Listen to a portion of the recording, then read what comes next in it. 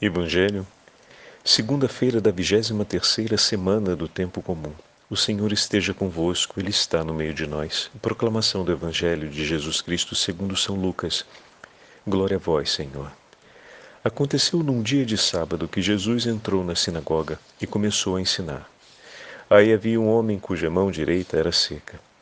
Os mestres da lei e os fariseus o observavam para verem se Jesus iria curá-lo em dia de sábado e assim encontrarem motivo para acusá-lo. Jesus, porém, conhecendo os seus pensamentos, disse ao homem da mão seca: Levanta-te e fica aqui no meio. Ele se levantou e ficou de pé. Disse-lhe Jesus: Eu vos pergunto, o que é permitido fazer no sábado, o bem ou o mal? Salvar uma vida ou deixar que se perca? Então Jesus olhou para todos os que estavam ao seu redor e disse ao homem: Estende a tua mão. O homem assim o fez e sua mão ficou curada. Eles ficaram com muita raiva e começaram a discutir entre si sobre o que poderiam fazer contra Jesus. Palavra da salvação. Glória a vós, Senhor. Segunda-feira da 23ª semana do tempo comum, hoje memória facultativa de Santa Madre Teresa de Calcutá. Em nome do Pai, do Filho e do Espírito Santo. Amém. Queridos irmãos e irmãs, hoje a Igreja celebra a memória de Madre Teresa de Calcutá, que muitos de nós teve a oportunidade de conhecer ainda em vida por meio dos noticiários e acompanhando, sobretudo, a proximidade e a amizade entre o Papa João Paulo II e Madre Teresa. E tenho certeza que todos, em algum momento da vida, admiraram o testemunho e a simplicidade de Madre Teresa como mulher de Deus. O que poucos sabem é que Madre Teresa era uma mulher de grande oração e de intensa vida interior, e poderemos dizer vida mística. Madre Teresa se recolhia em oração durante uma grande parcela das horas do dia. Em nenhum momento cedeu aos pedidos que foram feitos de aumentar os tempos no exercício da caridade e diminuir o tempo da oração. E com muita serenidade sempre instruiu suas filhas a jamais abandonarem a vida de oração.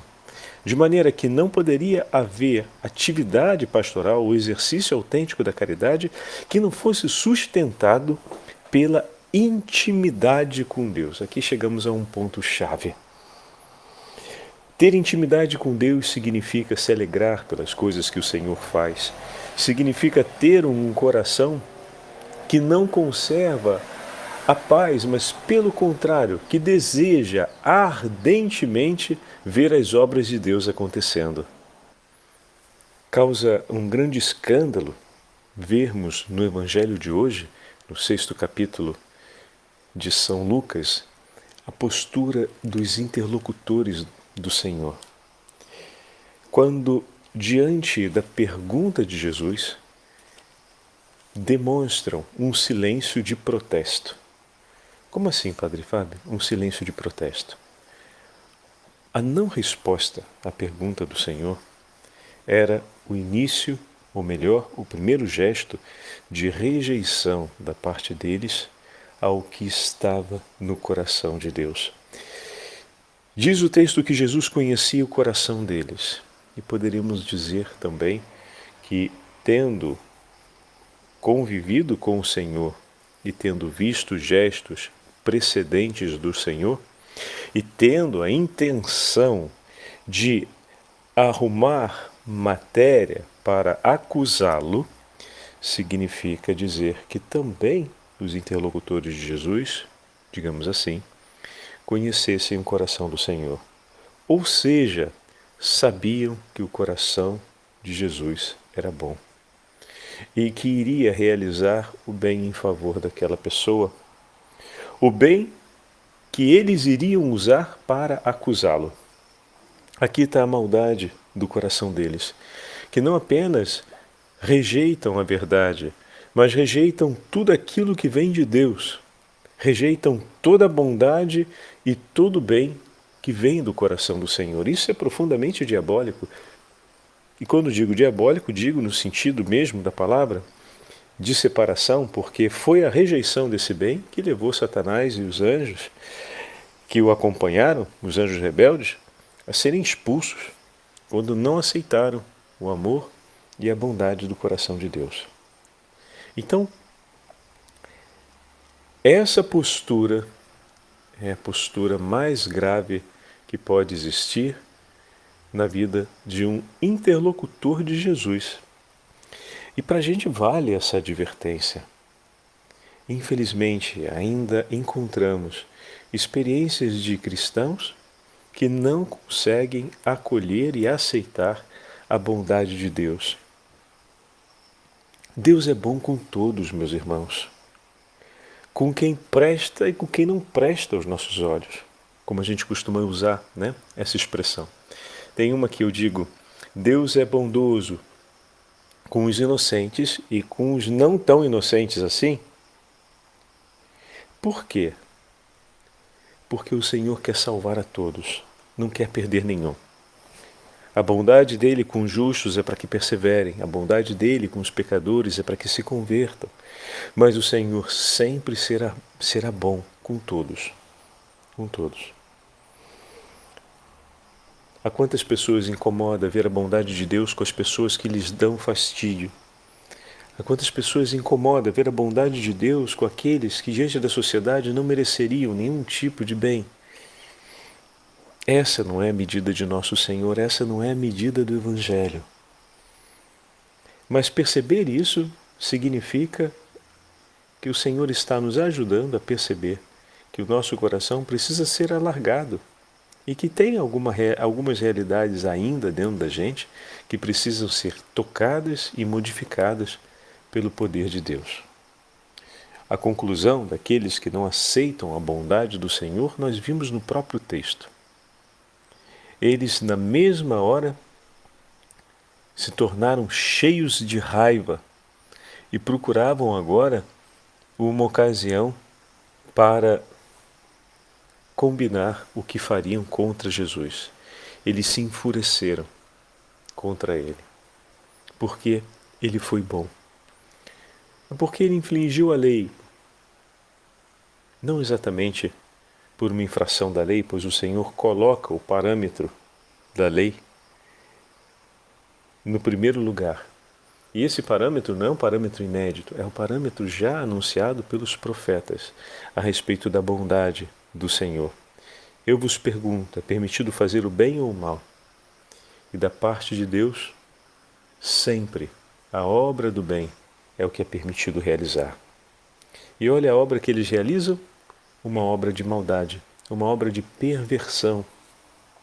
Então, como é importante termos isso presente. Por isso fiz hoje, logo no início, essa referência à Madre Teresa de Calcutá, porque para todos nós ela foi uma mulher que indiscutivelmente fez o bem. E nós vimos o bem realizado por ela nas televisões, nos meios de comunicação. Nós vimos esse bem realizado. Nos alegramos e o nosso coração ficou em paz. E quando ouvimos então narrativas mais próximas, ou seja, não aquelas televisivas, mas de pessoas que conviveram com ela, né? Chega para a gente uma abundância ainda maior de obras de bondade realizadas e uma comoção ainda maior também. Só que como essa mulher conseguiu realizar todo esse bem? Onde é que estão as fontes da sua motivação? Onde é que está a força que a impulsiona a ser bom, como a irmã Dulce foi boa, né? Com os bons e com os malvados? Porque uma das perseguições contra ela, na Índia, é que ela realizava a bondade e a caridade por todos, independente da casta a que pertencesse aquela pessoa e independente dele ter sido o pior ou o mais maldito dos homens, segundo as normas sociais daquela comunidade local.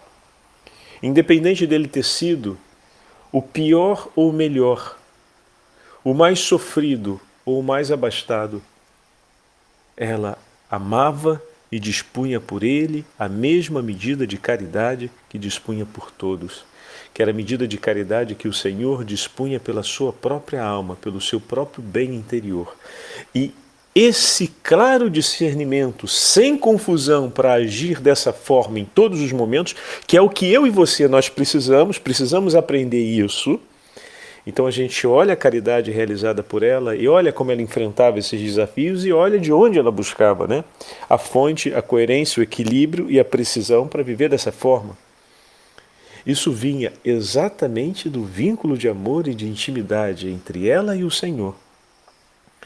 E para ensinar isso às suas irmãs, uma palavra que se repetia nos lábios de Madre Teresa com frequência era: o tempo da oração não pode jamais diminuir. Esse precisa aumentar na medida em que aumenta o nosso amor por Jesus. É paradoxal, mas ao mesmo tempo é uma palavra fortíssima, porque nas famílias de hoje o que a gente faz se não inverter essa medida? O tempo de oração em família é sempre aquele que diminui mais. Às vezes está restrito a irmos juntos à missa no domingo. Mas não rezamos mais em família o terço. Não rezamos mais em família, ou rezamos muito pouco em família, uma novena, um trido. É uma alegria muito grande para o meu coração quando chegam as notícias de que as novenas que propomos, de que os tridos que propomos, que o padre, volta a dizer, Padre Alex Nogueira e tantos outros apresentam, muitas famílias se reúnem para rezar. Perseverem, meus irmãos, ali está o vigor da nossa aliança como cristãos. É dali que vem a força para conseguirmos enfrentar as batalhas da vida. É bem verdade que precisamos cuidar daquilo que os nossos filhos veem e assistem, entrar literalmente na vida deles e não estar à margem, porque já numa educação um tanto quanto pouco equilibrada, introduzimos muito rápido as crianças no relacionamento com o mundo digital, que já começa com o celular que a gente entrega para deixar a criança ocupada enquanto a gente quer se ocupar com outra coisa, né? E dessa forma a gente faz uma mediação para que a criança entre no mundo digital. E a gente, nesse mundo relacional, ficamos à margem, porque aquele mundo ali se torna um mundo das relações mais intensas e que vai absorver mais tempo de investimento relacional, entre aspas, da criança e do adolescente. E nós ficamos num mundo de periferia, num mundo paralelo, que é o mundo real, é o mundo do abraço, é o mundo da conversa, é o mundo da escuta, de quem tem o coração confuso e precisa falar. Enquanto no mundo digital, quem tem o coração confuso pode encontrar muita distração. E essa distração vai ajudá-lo a sair da sua ansiedade, da sua angústia, a poder evitar, digamos assim, o peso de uma emoção mais intensa, mas não vai ajudá-lo tanto a refletir o significado para a sua própria vida e como viver as suas emoções de uma maneira melhor. Isso a gente aprende convivendo fora do mundo digital, no contato com pessoas reais, que nos escutam com as mesmas fragilidades que a nossa. Só que a diferença é que as fragilidades delas, elas já aprenderam um pouco mais a saber lidar com elas, por conta da grande proximidade que elas têm com Deus. Assim foi Madre Teresa na vida de muitos daqueles que ela acompanhou. Que além da miséria, a gente normalmente olha a miséria física e a pobreza, a doença que a pessoa tem quando foi abandonada na rua. Mas esquece que por detrás dessa miséria tem outra, meu irmão. Ali pode ter muito rancor, muita amargura, muita desilusão, muito ódio contra as pessoas que o trataram mal, que o abandonaram, que o fizeram passar por toda aquela situação. Por trás de uma pessoa sofrendo, abandonada na rua, pode ter ali ainda muita inveja, muita soberba, pode ter ali ainda um orgulho ferido fortíssimo, pode ter tanto amor próprio e pouquíssima caridade. E todos esses adoecimentos da alma podem estar presentes ali também. E quando Madre Teresa e suas filhas vão ao encontro deles. Não levam somente aquela mão amiga que na hora da dor e diante dos sofrimentos físicos oferece uma consolação, mas leva também consigo a medicina, o remédio que foram aprendendo porque tomaram cotidianamente e descobriram a eficácia desse remédio, porque foi remédio para as suas almas.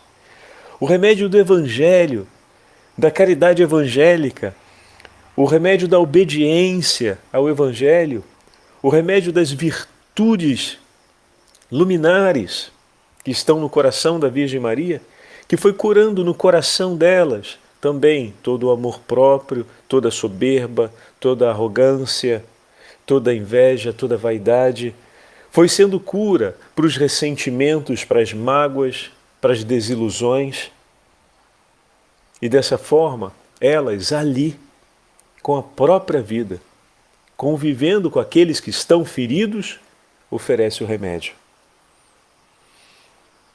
Ou seja, suportando muitas vezes o mau humor deles, suportando muitas vezes o destratamento deles, suportando muitas vezes aquelas longas murmurações repetitivas que falam do desgosto e que destilam um rancor de tudo que passaram e suportam ali, recebem todo esse fel, toda essa inflamação, toda essa dor, e oferecem sobre ela o bálsamo da sabedoria, o bálsamo da escuta, ao mesmo tempo o bálsamo da oração silenciosa, o bálsamo do sorriso, o bálsamo da paciência do coração de Jesus, o bálsamo do otimismo, da esperança, o bálsamo da tenacidade, porque apesar de tudo, porque se tornam pessoas pesadas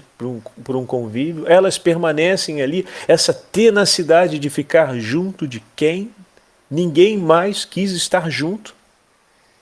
E isso tudo é remédio de Cristo, é remédio de vida eterna, que não tem como ser administrado na vida do outro sem convívio, sem proximidade, sem vida junto. Em uma condição periférica, não se pode oferecer esse tipo de remédio. Como é importante termos atenção para essa verdade. E o padre usou como referência a educação infantil, né? Mas isso a gente poderia dizer que vale também para a nossa vida de seminário, vale também para a nossa vida de presbitério, para a nossa vida dentro da comunidade religiosa. Um tempo de convívio, poderíamos acrescentar essa expressão, um pouco mais do universo psicológico, um tempo de convívio de qualidade. Mas qual é a qualidade desse tempo de convívio? É aquela do Evangelho. É aquela marcada pela experiência do homem e da mulher de fé. É aquela do homem e da mulher de oração, que não tem dúvidas sobre o que não pode faltar em abundância na sua vida. Estão entendendo? As filhas da caridade de Madre Teresa só poderiam oferecer esse bálsamo e esses remédios se elas permanecessem, como dizia a Santa Madre, em oração. Porque é Cristo o remédio vivo, é Ele que nos dá do bálsamo da vida. E se eu não permaneço com Ele, não recebo, não recolho sobre as minhas enfermidades. E na medida em que recolho esse bálsamo sobre as minhas enfermidades, que me cura, passa a ser meu. Lembram daquela meditação que o padre falou? Uma vez que Deus te perdoou, o perdão agora se torna seu, então vai e o entregue por amor de seu irmão. Você recebeu o perdão de Deus e a partir do momento que esse dom lhe foi entregue, ele está na sua vida. Ele cura ao mesmo tempo a ferida que estava em você, mas deixa em você um tesouro da graça, para que você possa oferecê-lo pelo seu irmão. Em nome de nosso Senhor Jesus Cristo eu te perdoo. Assim como o Senhor me perdoou dos meus pecados, eu te perdoo de seus muitos pecados contra mim e te abençoo em nome do Pai, do Filho e do Espírito Santo. Vai e entrega aquilo que você gratuitamente recebeu, como ensina o apóstolo São Paulo. Então, da mesma forma, Madre Teresa dizia para elas, vocês precisam receber dele. para poder levar. E o Senhor dá por medida. Ele cura o seu coração na medida certa e abundante. Certa para a sua necessidade e abundante para que você possa oferecer pelo teu irmão. Ele nos faz cristóforos, portadores de Cristo, por onde formos. Isso é lindíssimo. Assim é o discípulo. Ele leva Cristo, mas leva a abundância do Senhor. Leva a abundância. Porque o Senhor nos envia, como dizem, a muitas paragens, ou seja, a muitos lugares diferentes. E nos dá o suficiente para cada lugar onde formos. E se essas paragens forem muitos corações, Ele nos dará o suficiente para todos eles, para oferecermos por todos eles. Agora, é claro, se Ele tem muito a nos entregar, eu não posso querer que em um tempo medíocre de 2 minutos de oração eu possa receber tudo. É preciso que eu também tenha esse zelo, como ensinava Madre Teresa, suas filhas, de dispor pelo meu Senhor um tempo côngruo de amor. O que significa? Significa que a gente não ama fazendo tudo às pressas e aos trambolhões. O amor supõe olhar, silêncio, carícia. Então, em muitos momentos, eu me perco nos olhos do meu Senhor. Não tenho palavras para lhe dizer o que sinto naquele momento. Então permaneço em silêncio, e Ele em silêncio por mim. E ali o amor se completa. Porque no olhar também nos comunicamos. Não se esqueçam que a contrição no coração de Pedro, segundo o Evangelho de Lucas, é uma das páginas mais bonitas do Evangelho e que no filme de Mel Gibson, faço aqui o parêntese, foi recolhida com muita propriedade. No Evangelho de São Lucas, o arrependimento no coração de Pedro vem com uma troca de olhar entre ele e o Senhor.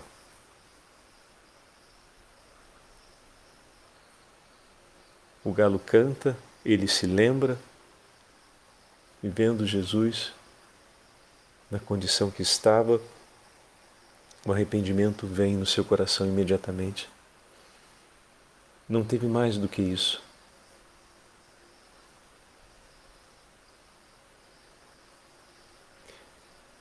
E se pegamos ainda a imagem do centurião, que se apresenta diante do Senhor para pedir pelo seu servo, e o olhar entre o Senhor e ele, enquanto dialogam, ou entre aquele que o representou, é o suficiente para que advenha a cura daquele servo enfermo.